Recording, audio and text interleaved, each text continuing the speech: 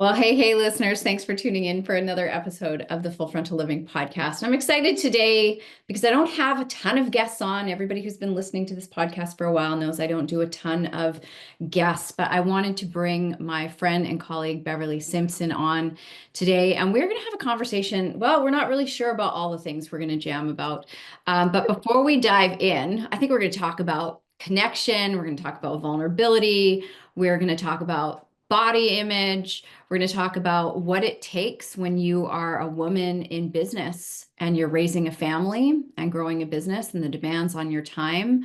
Beverly knows all about overwhelm and spinning too many plates. So before we dive into all of that, and God knows what else, Beverly, can you go ahead and introduce yourself to my audience? Let them know who you are, how you serve people in this world, and what makes you so amazing.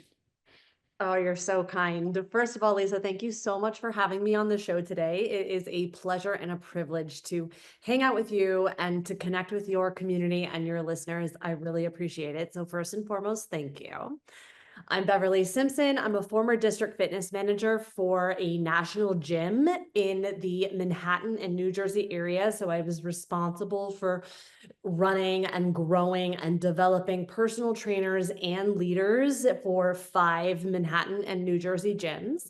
Then I gave birth to 2 beautiful little women into the world, and I left that position and started to build my own dream online. And I built 2 multiple 6-figure businesses online, first in the B2C, business to consumer, so for my moms. And then I moved into doing what I was doing in the gym, essentially, and helping health and wellness professionals start and scale a profitable business in the online space.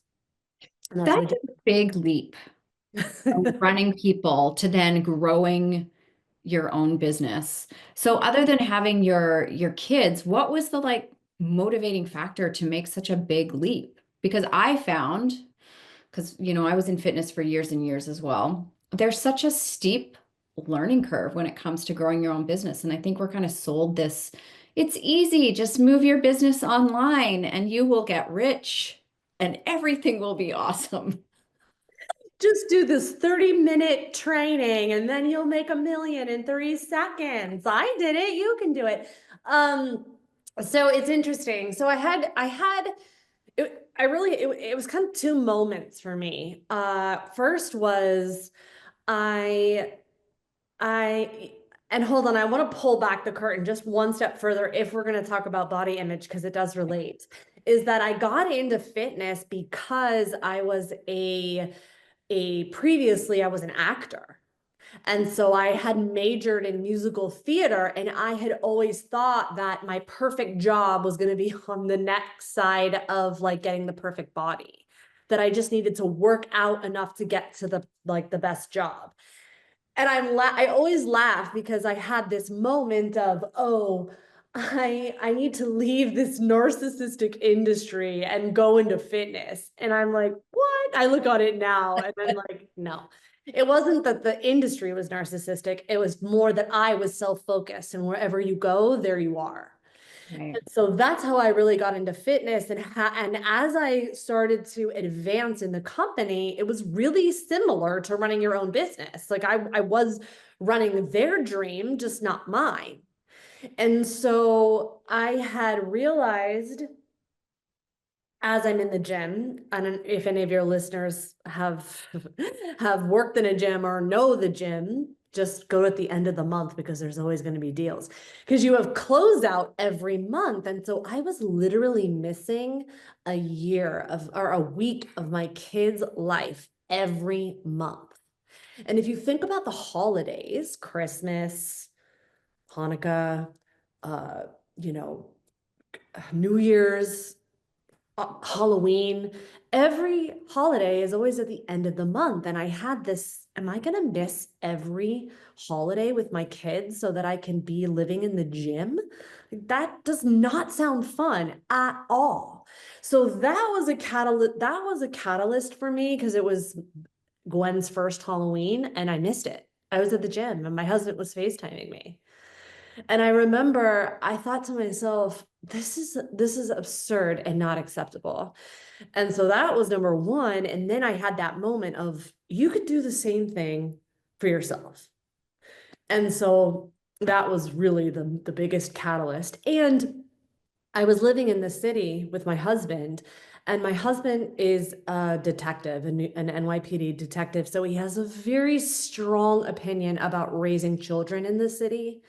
So for him, it was a non-negotiable to raise kids in the city. So we had to, we chose together to move to Westchester. So my commute on top of missing my kids, it just, the benefits did not outweigh the cons. So I moved online. Okay. Which then leads me to the next question, because I don't know what your journey was like, if it was anything like mine. But when I started my own business, especially when I moved my business out of my bricks and mortar space, because I was personal training for so long and moved online, I ended up working more round the clock all the time. Don't Yeah. laugh. I know you know this, right? In an effort to get there, right? Because I wanted to create so much success for me. I wanted to create that freedom, but in trying to create that freedom, I completely robbed myself of all freedom, all joy, all fulfillment, all things that felt good. What was that like for you growing your business? Did you get caught up in that as well? So it was interesting. I had two experiences, and the first was not similar only because as a fitness manager, that's what you were doing. Mm. You weren't doing it for yourself. You were literally like, I was driving $2.1 million every year. So in a month, we would have these goals of like, your training team has to hit 300,000. So for my gym alone, it was 190,000. Otherwise, you wouldn't get paid. Like they wouldn't pay you. So yes, because you were commissioned out. So you would get a base pay, but the base pay in New York barely paid your bills. Right. So that's why it was, so that's why the transition actually was super easy. And in fact, it was lighter because in addition to me working my guts out, you had the team above you. So you're the district fitness manager, and then the company like writing you to hit these numbers. So for me, that pressure went like, came from me as opposed to these arbitrary numbers, right? So that was an easy transition, and I did end up working less because as a fitness manager and district fitness manager, it was worse because the numbers were not set by you. Wow. Okay. Uh, However, because I had that experience, there was an element of arrogance that I had when I built when I started to build my own business, because I thought it should be easier than it was. And what's interesting is I always have said that it was arrogance, but I had a friend of mine recently. She said, Beverly, it's not arrogance, because I think that is too harsh of a word, because I know you and you're not arrogant. It's more just your ego. And so I thought, I really received that, which is hard for me to do. And I thought, that's true, because I don't take on the identity of being arrogant. No, none of us would do this job as a coach if we were in our arrogance. Like, it's just not possible. You can't want to serve and be arrogant at the same time, I don't think. So I said, yeah, it was it is my ego. I thought that that it would be easy, that I would just fall into a stride with it, that it would transfer easily. But it didn't. And I think that it was compounding, right? I think it goes back even to my theater days, is I had taken all those like body image wounds from theater into fitness, into my business. Mm. Right. And I think that had like that would put a cap on my growth for me. And it's interesting because I see this a lot, and I know that it's not just me as a fitness professional. I have seen the number one confession that trainers would come to me with in their business plans was, I don't think I'm fit enough to be a trainer. And then on the end, and these would be from people of all different body, like people who had 12% body fat would say that to me. Like it was absolutely absurd. And I don't blame them, because if you look at the state of social media today, even fitness professionals are photoshopping their bodies and their images because of the pressures that people have experienced by, this they've just distorted the views of what an actual human body looks like. And that's not just social media. We've seen that across media from, the dawn of time. Right. So it's just, so it was interesting. So that was something that that had come up for me as I continue to grow my business. Right. So let's go back to these wounds, because I'm a big believer, and you and I have talked about this. I think that most of our businesses, for most people who are, whether they are entrepreneurs and run their own business or whether they're high-level CEOs, I think most people's success at that level is driven from very wounded places. Oh, And the very things that move them forward initially, that can be like that kind of rocket fuel, ultimately end up being the things that take them out at the knees as they get further along. So I'd love to go back to this whole idea of this perfect body, and having to have this perfect body and these wounds around your body. Where did you learn that? Where do you believe you first learned about you have to look a certain way in order to be, let's say, successful? You know, I think it comes down to the theater days, honestly. And it's, you and I had talked about this so much, and it's so true. I see this play out a lot, is just that you're it's like the law of polarity at play, right? Your biggest gift can also become your biggest Achilles heel. And I know that I see this in me, and I see this a lot in my high achievers, that drive is incredible, but then it's also like, wait, it's becomes the throttle neck. And so what's interesting for me when it comes to the body wounds is that, when you're a kid in theater, you there is this sense of scarcity that is perpetuated, because there's only one lead role, and people are constantly put up against each other of like, oh, this and this, and people would say all the time, you need to have a thick skin in theater. Like, that was just one of those things that everyone knew, and I'm putting that in quotes, because like, oh, don't go in theater unless you have a thick skin, because and then when I say theater, I'm using, dance, performance, acting, right? If you have two incredible actors that are, put up against each other, and they all have the same level of skill, what becomes the differentiating factor? Well, as a kid, it was how you looked. She doesn't look the part. She doesn't look the part. She doesn't look the part. Well, what does that even mean? Right? Look the part compared to what? Yeah. So so I feel like a lot of that, like I find those types of scarcity experiences even as I grow my business, right? Even though I know better, or I understand that that it's abundant, that their coaching clients are abundant, I also have deep rooted sense of there's not enough. Mm. And I think it starts even, with childhood wounds, and then it reflected into theater, and then, you know, it continues to go. And I'll say, for me personally, and I've shared this before, so publicly. So, I grew up in a very critical household, and I love my parents. We're still close because I understand that they're doing the best that they can with the tools that they have. And I respect that and honor that.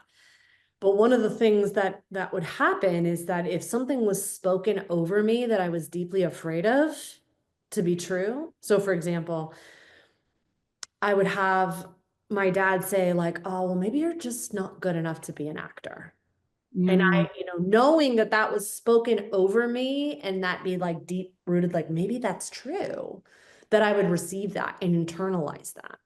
right? And of course, his comment would be from like, well, I just don't want you to keep getting hurt, right? I don't want you to like, it would be from a place of like, I'm wanting to protect you, but it would be spoken over me. And that would be something I'd be deeply afraid of that got reinforced by someone I love and respect. Yeah, exactly.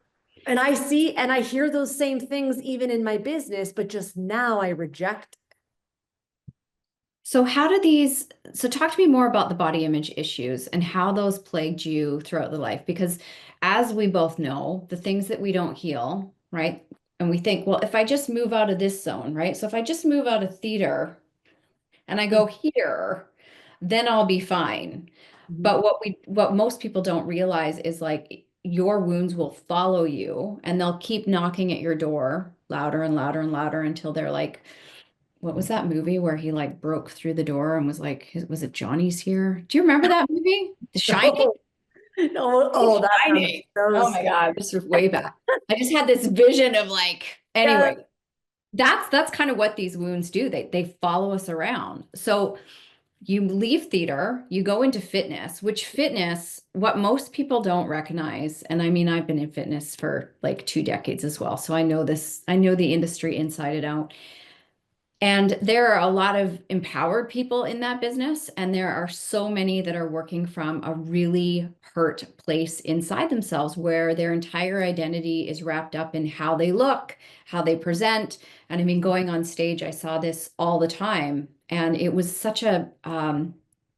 it's such an interesting world for me because it's not who I am. Fitness is not who I am. It's something that I do. And I go on stage because it's fun. Granted, it comes at 12 weeks of hell, kind of. I make it as fun as possible to get ready to go on stage, right? But it's like somebody doing an ice bath, except I do it for 12 weeks. And then I get to wear, sparkles and rhinestones on stage. But it's a very subjective sport. And I watch so many women get chewed up and spit out because like I'm on stage with my perfect body, whatever that means, Mhm. against other people with their perfect bodies. And somebody has to win and somebody's going to lose. And it doesn't matter. It didn't mean anything to me. It was about the fun of doing it. I mean, I always like to be competitive. I'm not going to lie about that. I'm a competitive athlete. But I also was fully understanding like this actually has nothing to do with me. But what I found was so challenging for me was and I've had to do a lot of work around this, navigating my own femininity and sexuality and embracing like the fun parts of being a woman and embracing our body. Because I think for a long time, I personally believed that my body, my sexuality was for them, Mm, it wasn't mhm, for me. So that mhm. was kind of like to watch these women like so, for lack of a better way, into themselves. And some of them were, and some of I don't know. I don't know what's going on for everybody behind the scenes. But it is such an image focused industry and every detail matters. And I was just kind of like, ladies, this is for like a day. It's not your life. It's not who you are. And when you don't have this, who are you? Because stage lean is like for that day. And then you've got to come out of it and you have to be a normal human. And then you have to remember that all of those women, not only is it a day, they're hungry. So they don't have access to I don't even see Beverly like when I go on stage, the month before I go on stage, I take it off because I'm like, I cannot see clients because I'm in a constant state of halt and just managing myself. And I mean, I do a really good job of it, but you are not your best self when you are that lean. Your body is not meant to be that lean ever, always. And anytime I'm watching any if fitness influencer and I see them always in this state of leanness, like visible abs, I would bet all the money I have in the bank that 99% of them are struggling around their food, their mindset, their body image.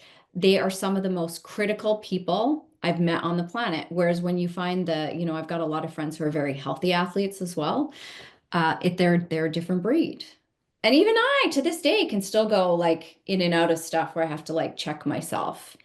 So there. body image, like, because you can't. you got to be in you're here, right? Yeah. Every day you're here in your body.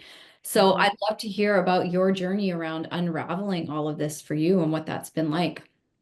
Yeah, so it's interesting. And I want to say, as controversial as this may or may not seem, I'm a huge advocate of remembering that, the extreme sides of the pendulum are where I like to just not live, right? So while, body competition, prep is not what I would consider. I would consider that performance ready and maybe not necessarily healthy.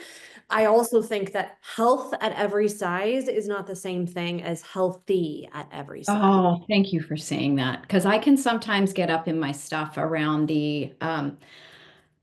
sometimes I think the body positivity, um, Community. I mean, I'll say it this, can, right? it can swing too far where I'm It like, goes too actually, far. that's not healthy either. And we can't just use body positivity as a way of like whitewashing and not being responsible for this gift that we've been given of a body that actually needs our care and attention. And the way that I look at it is like, you wouldn't go out and buy like a, $100,000 sports car and then throw your Coke over it, throw fries in the back seat. Not that we can't have those things occasionally, but you wouldn't treat that car like a piece of garbage and like it's like a trash can Yes. driving off road. And we also have to remember too, like if we're going to talk about health, you have to go and look at the statistics about like the fact that cardiovascular disease, which is going to be, attributed to visceral fat around like adipose tissue around your organs, right? So we have to look at that. So I like to just remind myself and my clients that we have facts and we have feelings and we have meanings. And so look at the scientific facts first. And then we can also have our feelings around it. But like, and I'm not necessarily saying that like facts, science facts are like the be all end all. Like I understand that there are theories and facts and whatnot, but I mean more around we need, and what I like to do is look at data, whatever we have, whether it's factual or theory, in the most neutral way possible. And then the feelings that we're having around it, that's what we need to dive into and look at because pain means pay attention. But what Right. and I've said too before that pain is a moment. The suffering is the living into the thought of it, right? So Correct. the suffering is the choice, but the That's right. pain is a moment.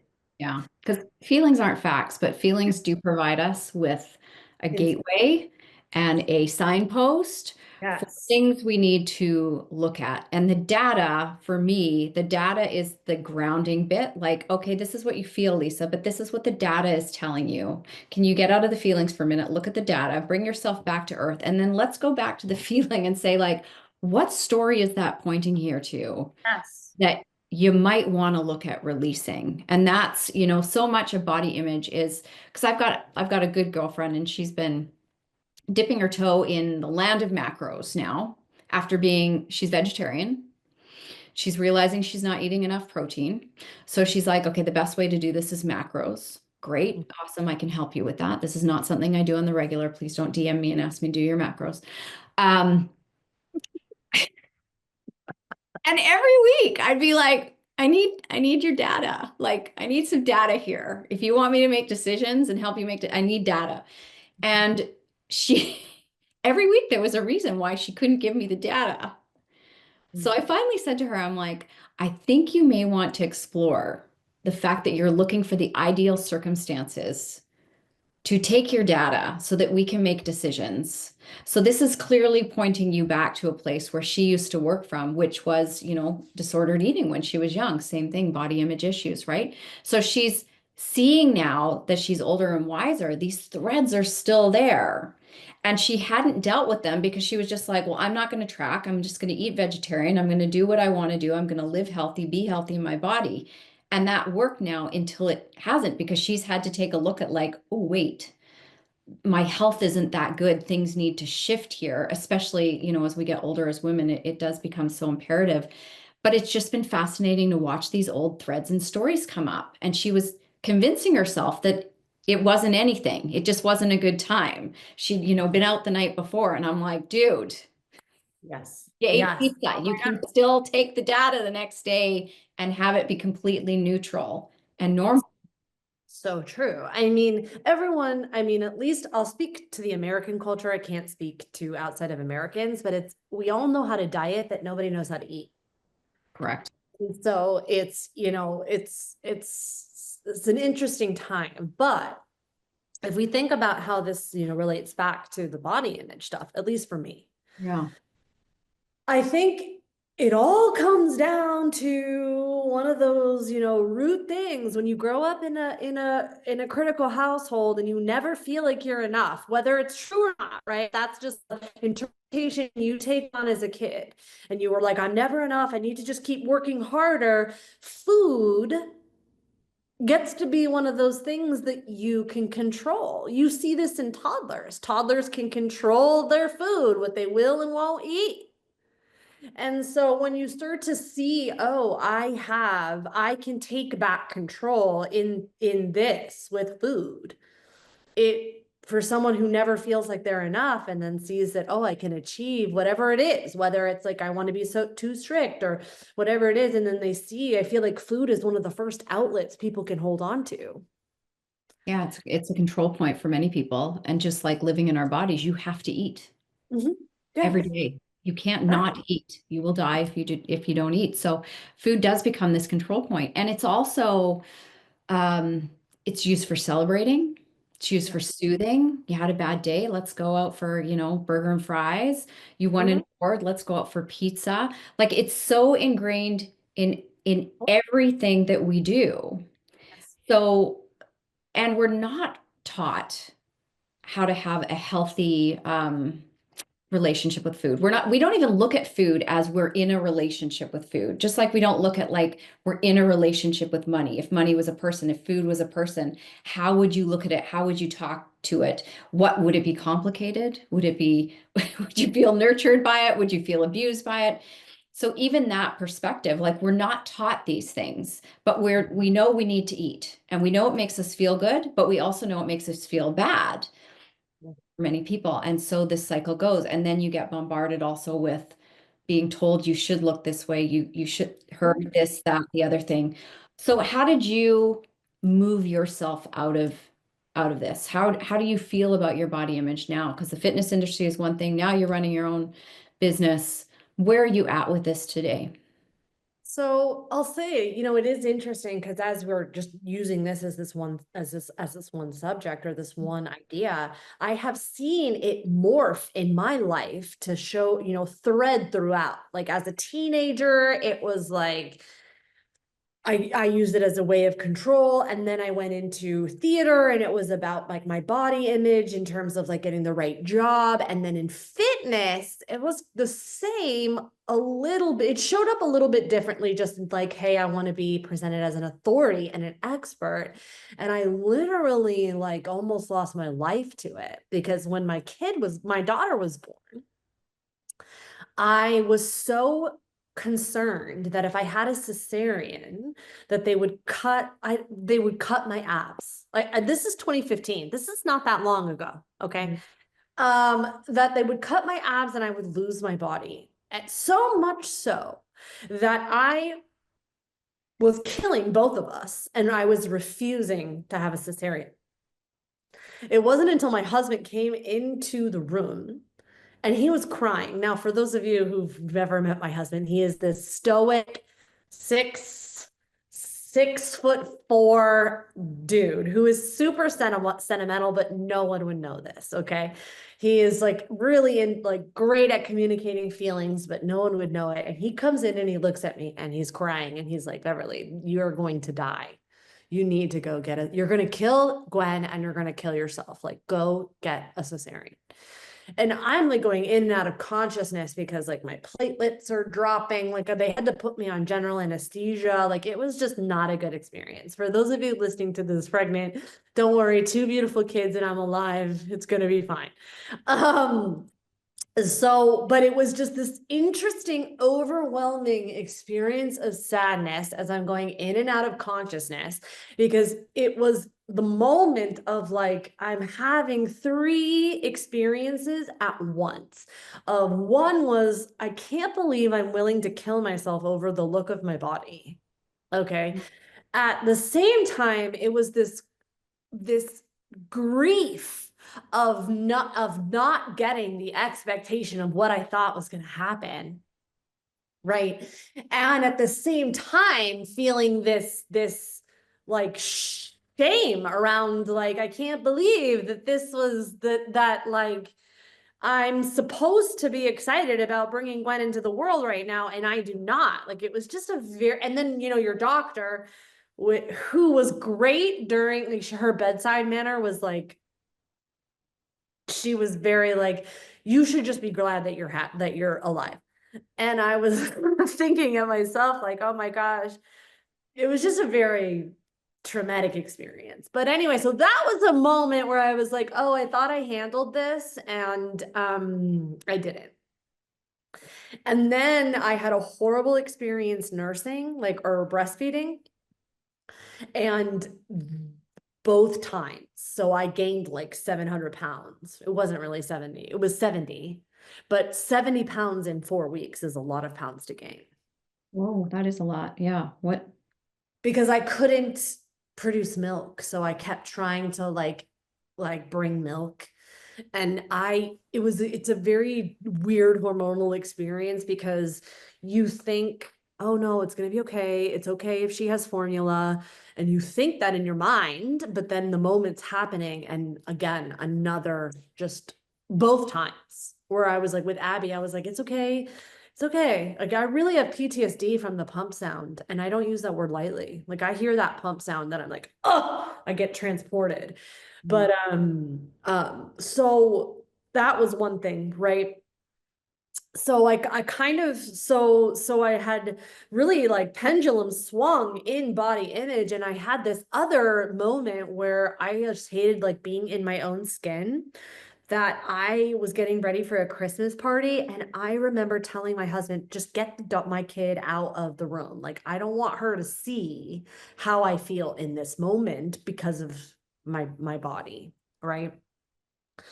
So that was like another like really big transformation point. So I had done so much work around like loving myself at this level.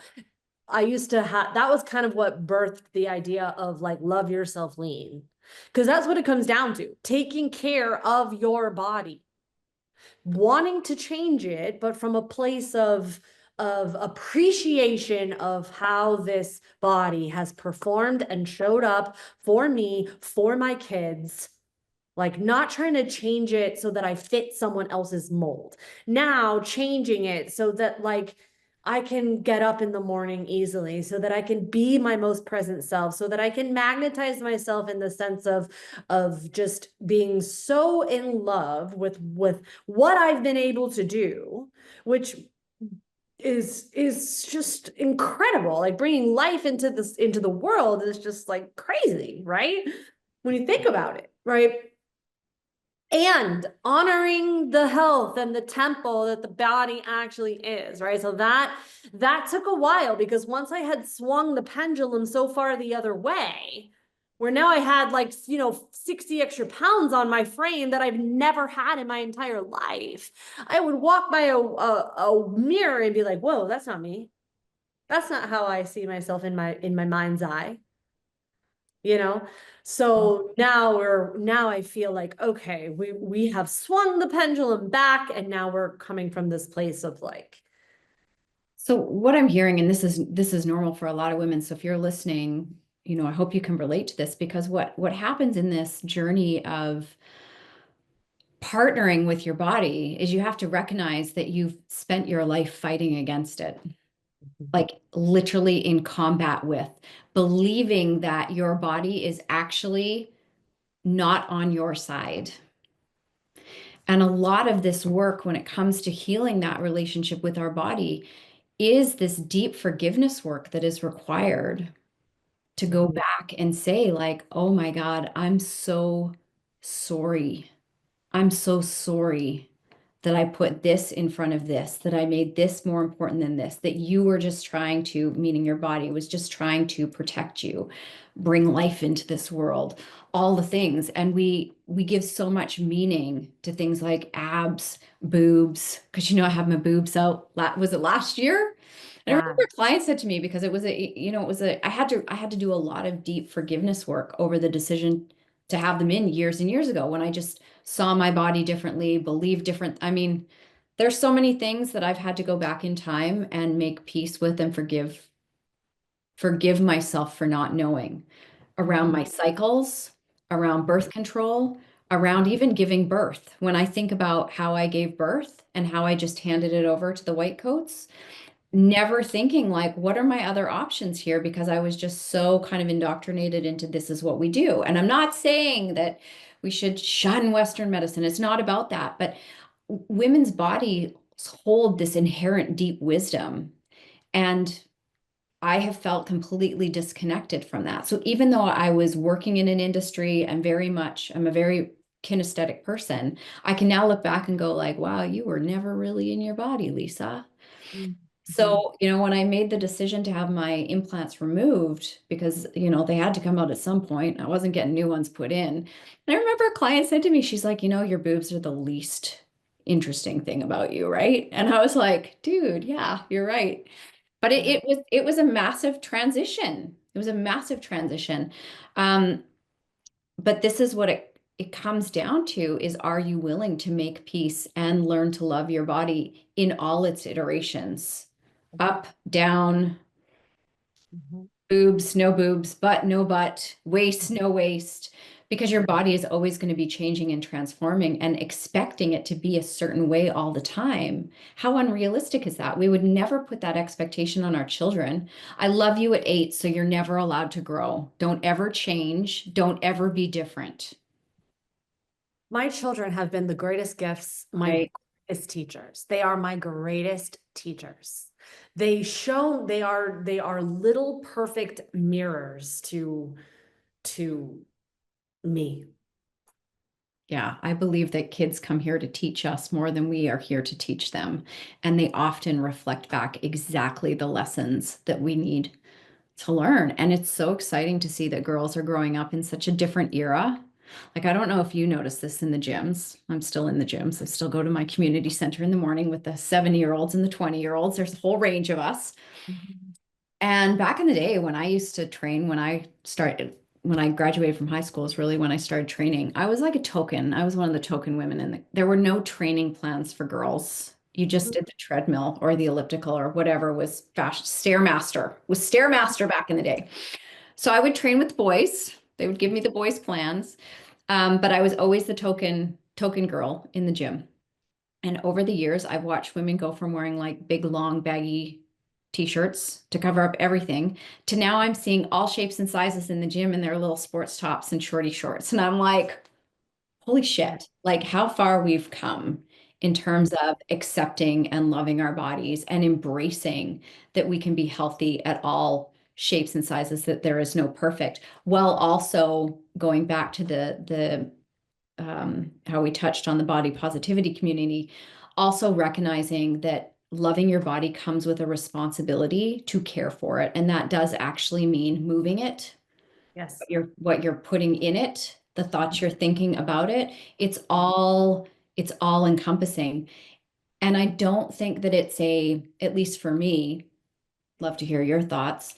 It's work that's never going to be done for me because my body is changing and I'm getting older and I'm having to look at things a different way and make like, how do you want to feel about this, Lisa? And there's no right or wrong because at the end of the day, the skin suit isn't coming with us when we transition.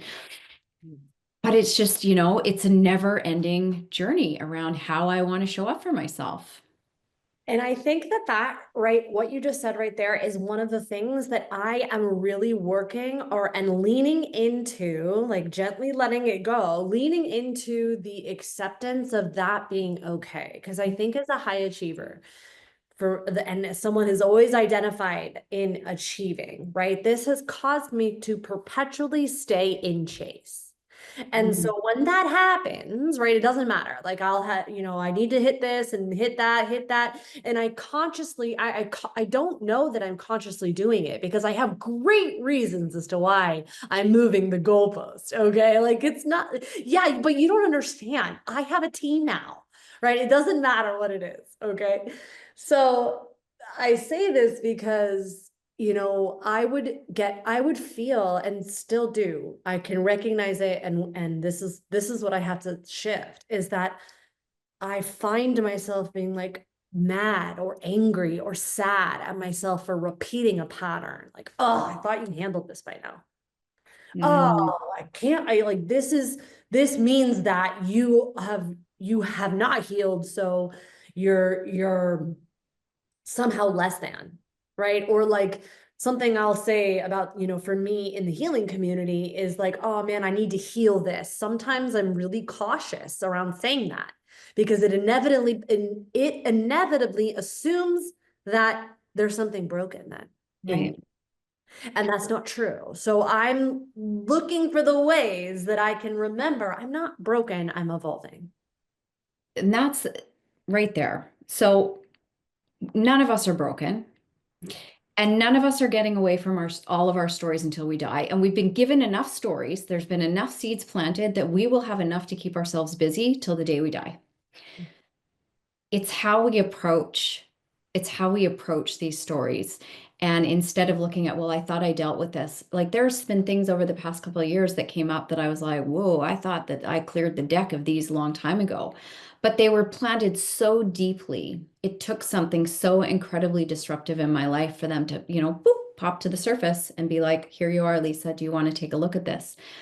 But the single most important tool that anybody can use in their journey, being human, is compassion. So I think there's a lot of talk about love yourself more, and I get that. But for most high achievers, they're like, what the fuck does that even mean? Pardon my language. But seriously, like, we're like, what does that mean? I love myself until we realize we don't really when we look deeper at our behaviors. But what everybody is capable of and what everybody understands is compassion. We can have compassion for others.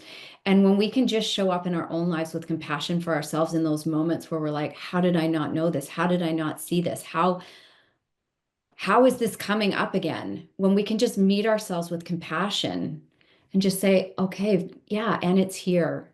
And we've got so much evidence that we're going to work through whatever it is, and it's going to take as long as it takes. The other thing that I have really learned that I think is powerful for everybody listening is you can have all the tools in the toolbox, all of them. It is so important that you don't use them as weapons against yourself. And as coaches, this is what we can do because we know better. We have the tools. So to put the tools down, surrender, get in the company of other people who can ask you questions, hold that compassionate space for you, invite you back into that compassion, allow you to find the areas that you still need to forgive yourself for. And I think this is the big thing. There's so many things that happen, even if talking about your childbirth experience, is there still parts of you that need to forgive yourself within that? And this is the thing, as high achievers, as people, as women who are relied on for a lot of things in our lives, we do not like to look back. The goalpost is out front. This is Yes. the direction we're going. We don't like to go back. But so often it is in the moments of looking back at those things in our lives that we couldn't really be with in the moment because there was no capacity for it to go back and really say what threads are still here for me that I can meet with compassion, that I can meet with forgiveness, so that you can continue to deepen that relationship with your body or your partner or your money or your dog. I mean, it's all the things, right? Like Yes. it's all the things. So I don't think anybody is immune from body image issues. And even the girls walking around in their half tops and their shorty shorts and all their shapes and sizes, they got stuff too.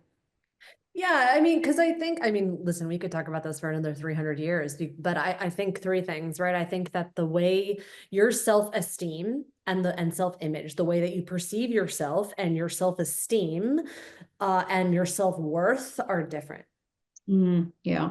Okay. They're different and they're cultivated and nurtured differently. They're related, but different, right? And so I think that, you asked me, is there still stuff here for me? And absolutely, because there's still an emotional charge for me. And I think oops, it's much better, but like, of course, right? And I think it comes to, in terms of like high achievers, and for me specifically, when there's as a high achiever, it's something I'm also been taught as a child. When you didn't feel like you were enough, or you were somehow, deprived of resources from your perception, right?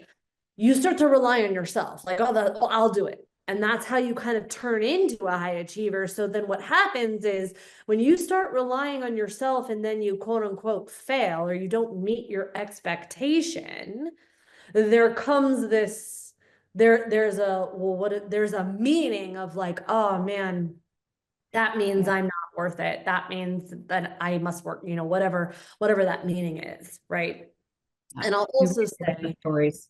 yeah, the story's there and there's work there for me, for sure. There is work there for me, which is something I want to just reiterate and you said it earlier, is that this is why coaches need coaches, because everybody has blind spots, every single person. And for me personally, I don't need my coach to be a guru. I need my coach to be in the trenches and Real help human, see the blind spots. right?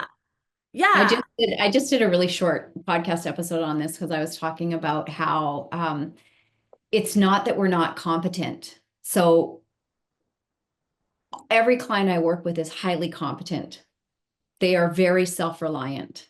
But the problem is they're trying to solve the problems that they have from within the context that the problem was created. And you cannot solve the problem when you're trying to solve it from within your own context. So the amazing thing about coaches is I don't have your context. I might share things, I might share experiences. I'm in the trenches, I got my own stuff, but I'm not going to share your exact context, which means that I can provide a different frame, a different perspective to pull you out. And this is why working with coaches is so important. So this conversation has gone like all the places, as conversations with me do, because I Yeah. could literally spend hours talking to people because I find humans so fascinating. And I love you. And I I love love that you came on and shared all of this.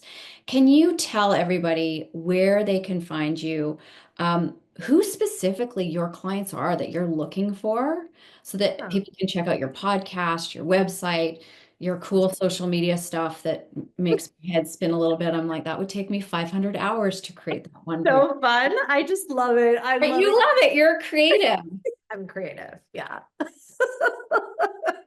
It is fun. I am a creative, right? So it's such a huge outlet, right? Someone asked me once if I miss theater, and I'm like, no, because I'm in theater every day. You are. I'm like, oh my God, she just did a reel where she's jumping and she lands in a coffee cup.